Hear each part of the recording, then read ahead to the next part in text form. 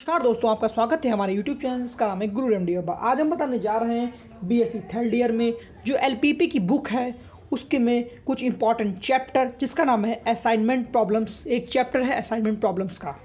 तो इस वीडियो में आपके कुछ क्वेश्चंस बताएंगे और कुछ ट्रिक्स बताएंगे और ये आपको 12 नंबर में क्वेश्चन मिलेगा। उसका एक 3 नंबर का क्वेश्चन है, 15 नंबर का असाइनमेंट प्रॉब्लम्स पर चैप्टर आता है। और सिर्फ एक क्वेश्चन ऐसा है, वही लगातार हर साल हर यूनिवर्सिटी में ज़्यादातर आता ही आता है, चाहे लखनऊ यूनिवर्सिटी हो या कानपुर हो या वाराणसी यूनिवर्सिटी हो या बीएचयू, कोई भी हर यूनिवर्सिटी में आता ही आता है। तो इस वीडियो में बने रहिएगा, हम आपको बताने जा रहे हैं। तो इसमें एक हंगारियन मेथड भी, वो भी आपको बताएंगे, ठीक है। तो यहाँ पे लिखा है let there be n jobs to the perform by n person, assume that each person can do each job at a time. Let CIG be the cost of assigning ith person to the jth job. Then the problem to find an assignment so that the total cost for performing all job is minimum. The assignment problem can be written in the form of n cross n matrices CIG of real numbers called cost matrices of effectiveness matrix.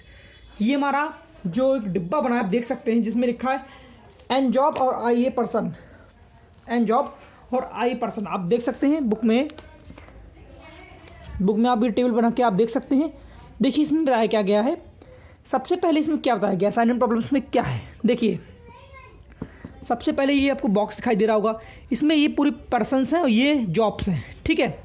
आप देख लीजिए इसमें 1 से n तक की person है और jobs कितनी है 1 से n, मतलब कोई 1 से n तक की पर्सन, मतलब n पर्सन है और जॉब्स n है। मतलब आप जॉब्स n ले लीजिए या कोई मशीन n ले लीजिए, कुछ भी ले लीजिए, ठीक।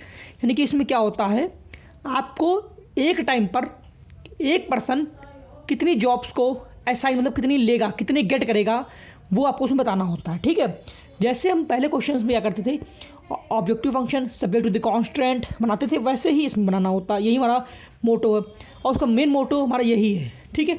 2 टाइप के असाइनमेंट प्रॉब्लम्स होती हैं, एक होती है बैलेंस, एक होती है अनबैलेंस। बैलेंस जो होती है वो n क्रॉस n मैट्रिक्स से होती है, जो अनबैलेंस होती है वो m क्रॉस n होती है, ठीक। जैसे ये n क्रॉस n की मैट्रिक्स है, इसमें देखिए n ये n क्रॉस n की मैट्रिक्स है। देखिए अब पहला पर्सन पहली जॉब पाएगा C11, पहला पर्सन दूसरी जॉब पा गया C12, पहला पर्सन NV जॉब पाया तो C1n, ठीक। मतलब एक टाइम पर एक पर्सन एक ही जॉब पाएगा। ये नहीं है कि एक पर्सन 2 जॉब पा जाए, ठीक है। इसमें यही चीज़ बताया गया है एट अ टाइम। यहाँ पर लिखा आपका साफ साफ, मैंने जो आपको बताया था उसमें साफ साफ लिखा है एक पर्सन एट अ टाइम पर एक ही जॉब परफॉर्म करेगा, ठीक है। और हमको इसका जो कॉस्ट होता है वो CIG मान लेते हैं और हमको वो कॉस्ट जो होता है वो मिनिमम दिखाना होता है, ठीक है। क्या दिखाना होता है, मिनिमम। और उसको कॉस्ट मैट्रिसेस भी कहते हैं और आपका इसको कहते हैं इफेक्टिवनेस मैट्रिसेस, ठीक है, इफेक्टिवनेस मैट्रिसेस। अब 3 नंबर का एक इंपॉर्टेंट क्वेश्चन क्या आता है मैथमेटिकल फॉर्मुलेशन बताइए असाइनमेंट प्रॉब्लम्स का। कैसे करना है आपको इस वीडियो में बता देने जा रहे हैं आपको। देखिए सबसे पहले हमने क्या कहा था आपको, कॉस्ट को मिनिमम करना है, तो ये लिखा है मिनिमाइज़ करना है आपको। मिनिमाइज जेड बराबर हम 2 सिग्मा लगाएंगे और एक बार I1 से n और एक बार J1 से n तक की आपको दिखाना है CIJ और XIJ का मल्टीप्लाई करके, ठीक। ये आपका 3 नंबर का क्वेश्चन है, ठीक है। वेयर था जो वेरिएबल्स आपके XIJ हैं वो क्या है, देखिए XIJ जो आपका है एक बार 1 आएगा एक बार 0 आएगा। कैसे बताएं, देखिए 1 कब आएगा, जब एक पर्सन एक जॉब पा जाएगा तब आएगा 1। एक पे लिखा है पर देखिए 1 इफ़ द ith पर्सन, ये ith पर्सन है, is assign the job jth job. अगर ith पर्सन jth जॉब एक इंसान पा गया तो आपका 1 आ गया। और लिखा है कि जब 0 कब आएगा, जब ये ith पर्सन अगर एक भी जॉब बना पाए तो ये 0 आता है। ये लिखा है if the ith person is not assign the jth job. अगर CIJ और XIJ का जो मल्टीप्लिकेशन है, ठीक है, XIJ यहाँ पर क्या है, अगर XIJ में 1 कब आएगा, जब ith पर्सन jth जॉब एक पा जाए और जब ith पर्सन jth जॉब ना पाए तो 0 आता है, ठीक है। ये आप समझ गए। अब एक सब्जेक्ट टू द कांस्टेंट की क्वेश्चन क्या बनेगी, देखिए सिग्मम J1 से n तक की XIJ इक्वल्स टू 1 और दूसरी question subject to the constant की बनेगी सिग्मम I1 से n XIJ बराबर 1, वेयर I1 से लेकर n और J1 से लेकर n, ठीक। इसका मतलब ये है कि एक इंसान एक जॉब पाएगा। देखिए I1 ले लीजिए J1 ले लीजिए, तो पहला इंसान पहली जॉब पा गया।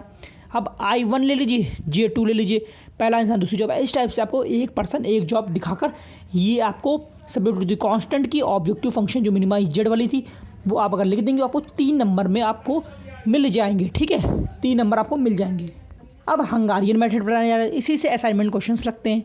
इसकी शॉर्ट ट्रिक बताने जा रहे हैं आपको। देखिए ये क्या है हमारे पास, ये कुछ टास्क हैं, जैसे हमने पर्सन लिए थे वैसे ये टास्क हैं। और ये क्या है, सबऑर्डिनेट, मतलब ये सब जैसे हमने मशीन्स लिखे थे वैसे जॉब्स लिखी थी वैसे ही सबऑर्डिनेट है। ठीक, हमने मान लिया ABCD हमारे टास्क हैं, ठीक, जो परफॉर्म करने हैं। और सबऑर्डिनेट कितने, फर्स्ट सेकंड है 4, अब सबऑर्डिनेट हैं। अब देखिए अगर ये सब वैल्यूज़ हैं C11 C12 C1, ये सब वैल्यूज़ हैं। देखिए आप अब इसमें क्या आपको दिखना होता है, स्टेप पहला क्या होता है, subtract smallest element of each row from the corresponding row. अब क्या बताया इसने कि बताया ये जैसी एक पहली रो है, ठीक, क्या है पहली रो। अब इसका स्मॉलेस्ट एलिमेंट देखिए, स्मॉलेस्ट एलिमेंट क्या है 8 है। ठीक, क्या करना है, इसी रो से घटाना है, इसी रो को इसी का स्मॉलेस्ट एलिमेंट से इसी को घटाना है। ठीक, तो ये रो है, ठीक, इसका स्मॉलेस्ट एलिमेंट 8 है तो 8 में से 8 घटाएंगे 0, वही मैं लिखा 8 में से 1 घटा के 0। 26 में स्मॉलेस्ट एलिमेंट क्या है 8, 26 माइनस 8 18, 17 माइनस 8 9, 11 माइनस 8 3। ठीक, अब प्रत्येक रो में देखना, ये देखिए लिखा है पर ईच रो में परफॉर्म करनी है। दूसरी रो में सबसे स्मॉलेस्ट एलिमेंट क्या है 13 28 4, 4 है ना, 4 है तो 4 को हम घटा देंगे तो 13 में से 4 गए 9, 28 में से 4 गए 24, 4 में से 4 गए 0, 26 में से 4 गए 0। इसी में इसमें क्या सबसे छोटा देखिए 19 18 15, 15 सबसे छोटा है ना, तो 15 को 15 से घटा के पूरी को घटा देंगे। 38 में से 15 गया 23, 19 में से 15 गया 4, 18 में से 15 गया 3, 15 में से 15 गया 0। ऐसे ही पूरी मैट्रिक्स बना लेंगे। ठीक, हमको उसमें देखना होता है 0 0 हमको बनाने हैं। ठीक है, तो देखिए हर रो में 0 0 आपके बन गए। ये हमारी बैलेंस मैट्रिक्स है। पहला जो है टाइप वो बैलेंस मैट्रिक्स का है जो कि n क्रॉस n मैट्रिक्स है। अब स्टेप 1 आप समझ में गए होंगे। अब स्टेप 2 में क्या होगा, and do some same for column. जैसे ही हर रो में आपने स्मॉलेस्ट एलिमेंट से घटाया वैसे ही हम कॉलम में भी हर कॉलम को उसके स्मॉलेस्ट एलिमेंट से कॉलम को घटा देंगे। तो स्टेप 2 क्या होगा वो हम लोग देखते हैं। अब आपने देख लिया है कि देखिए रो में सब 0 बन गए। अब ऐसे देखिए कॉलम में देखिए 0 0 कहाँ नहीं बने, इसमें कॉलम में 0 है, इस कॉलम में 0 नहीं है, इस कॉलम में 0 है, इस कॉलम में 0 2 है। ठीक है, हर कॉलम में मिनिमम 1 0 होना चाहिए, तो इस कॉलम में 0 नहीं है तो हमको उसको 0 बनाना होगा। ठीक है, अगर पहली कॉलम में आप देख सकते हैं 0 है तो इसमें हम कुछ नहीं घटाएंगे, कुछ भी नहीं घटाएंगे। ठीक, देखिए अगले स्टेप में क्या है, देखिए आप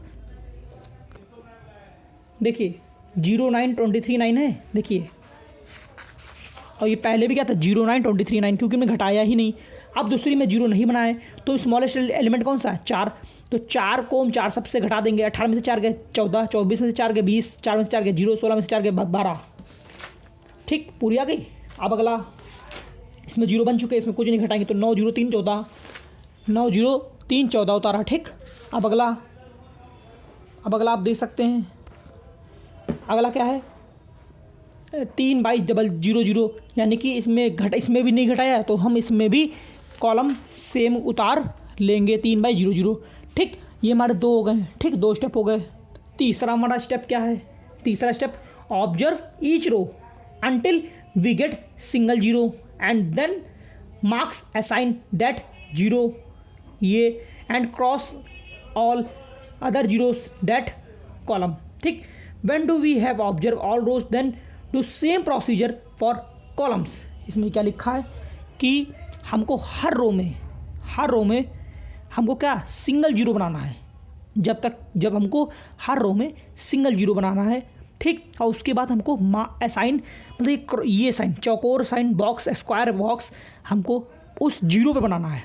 उस 0 पर हमको बना देना है, हर प्रत्येक रो में एक 0 बनाना है और एक स्क्वायर बॉक्स को बना देना है। ठीक, और स्क्वायर बना देना है। ठीक है, और भी अगर जीरोज़ हो और भी अगर जीरोज़ उस रो में हो तो वहाँ पर हमको क्रॉस का साइन बना देना है उसके कॉलम में। ठीक, ये हो गया। अब क्या आगे लिखा है, when we have observe all rows then do same procedure for column. पहले रो के लिए प्रोसीजर कर दिया फिर कॉलम के लिए कर दिया। अब देखिए हमने ये क्या किया है 0 40 9 3। ठीक, हमने लिखा 0.4093, यानी कि एक जीरो पा गए इस रो में। हमने क्या किया, स्क्वायर बॉक्स वो ब्रैकेट बना दिया। अगले में 9 20 0 22, जीरो पर हमने स्क्वायर ब्रैकेट बनाया। 23 0 3 0, जीरो बना दिया। 9 12 14 0, 9 12 14 0 0। ठीक, आप देख सकते हैं। अब कॉलम के लिए बनाएंगे, एक है तो इसमें लगा दिया। दूसरे में 2 एक ये पा गए तो इसमें लगा दिया। तीसरे में ये पा गए, इस पर लगा दिया। देखिए चौथे पे 2 है तो 2 है, इसको बना लिया और उसको कट कर दिया। ठीक है, एक बना लो, दूसरा जीरो को कट कर दो, ये स्टेप हो गया। ठीक, बस यही हमारा आंसर है। फिर हम क्या करते हैं, आपने जो क्वेश्चन में लिखा था हमने वहाँ पर A B और C D की हम जो टास्क थे उसके हम सबऑर्डिनेट को हमने उसको मान लीजिए पर्सन को नौकरी हमने दिला दी, तो A पर्सन को I जॉब मिली, I सबऑर्डिनेट मिला, A पर्सन को I ऑर्डिनेट मिला, B पर्सन को 3वां सबऑर्डिनेट मिला, B पर्सन को 3वां सबऑर्डिनेट मिला। देखिए A पर्सन को पहला ऑर्डिनेट मिला, B पर्सन को थर्ड ऑर्डिनेट मिला, C पर्सन या C टास्क को सेकंडवा मिला, D को कौन सा मिला, फोर्थवा सबऑर्डिनेट मिला। क्वेश्चन में ये पूछा था। फिर क्वेश्चन पूछा था मिनिमम कॉस्ट क्या होगी, तो मिनिमम कॉस्ट निकाल दी, क्या होगी। अब क्या होगी, इसी के करस्पॉन्डिंग 0 0 है उसमें, इसी में हम इसमें देख लेंगे इसकी वैल्यू क्या है। देखो यहाँ पे 0 था, यहाँ पे 0 था। ठीक है, यहाँ पे सब 0 जो हैं, इसके अकॉर्डिंग हम पहले देख लेते हैं कि इस टेबल में क्या क्या वैल्यूज़ थी। देखिए यहाँ पर हम देख लेते हैं, इसमें जो पहले जो बनाई थी उसमें क्या थी 8, ठीक 8 थी। फिर क्या थी 4 थी शायद, फिर थी 19, फिर 10 थी, ये सब थी। इन्हीं को बनाकर 8 4 19 10 को जोड़ देंगे 41 आ जाएगी, यानी मिनिमम कॉस्ट 41 आ गई। यही हमारा हंगारियन मेथड है टाइप फर्स्ट के लिए, जो कि बैलेंस आपकी होगी। ठीक है, बैलेंस के लिए ये n×n यानी कि n स्क्वायर मैट्रिक्स के लिए ये है। तो ये 12 नंबर का ये क्वेश्चन और 3 नंबर की मैथमेटिकल फॉर्म आती है। तो अगर आपको वीडियो अच्छी लगी तो वीडियो को लाइक करिएगा, चैनल को सब्सक्राइब करिएगा। ऐसे ही मोटिवेशनल पढ़ाई की वीडियो, टेक्नोलॉजी की वीडियो और अर्निंग रिलेटेड वीडियो लाते रहते हैं। धन्यवाद दोस्तों, जय हिंद, जय भारत, वंदे मातरम।